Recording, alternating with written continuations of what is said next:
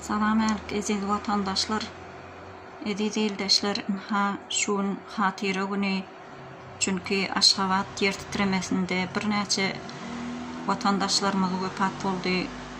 Şolaryň hatirasyna hemem şu 1991-nji ýyldan bäri watan üçin göreşip biýgüne öldürilen vatandaşlarymyz, olaryň hormatyna hemem şu Türkiýede wepat bolan 55 tane vatandaşlarymyzyň hatirasyna diýip bu aýet töwür edýäs,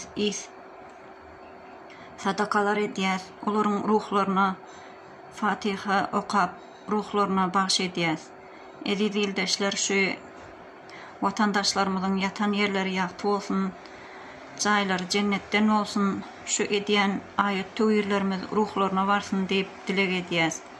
Ýene-de şu taýda Süleyman Can neresäňem ruhuna bagş etdik diýip aýet okuyas.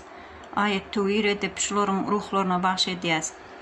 Allah can yatan yerleri ýakty bolsun, imanlary hemra bolsun, watan üçin can beren biýgüne insanlarymyzyň yatan yerleri ýakty bolsun, arzulary hasyl bolsun, nesip bolsa täze Türkmenistanymyzda az giňişleýin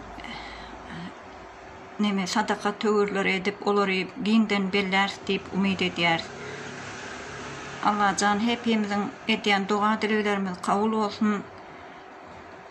Hemişe yurdumuzda dünýäň ýüzüne parahatçylyk höküm sürsün. Sağ salamat yurdumuzy ele alıp täze Türkmenistan gurup ählimize toýly tomaşaly günlerde diýdarlaşmak nesip etsin. Öýlerinize, ýüreklerinize saglyk eziz vatandaşlar.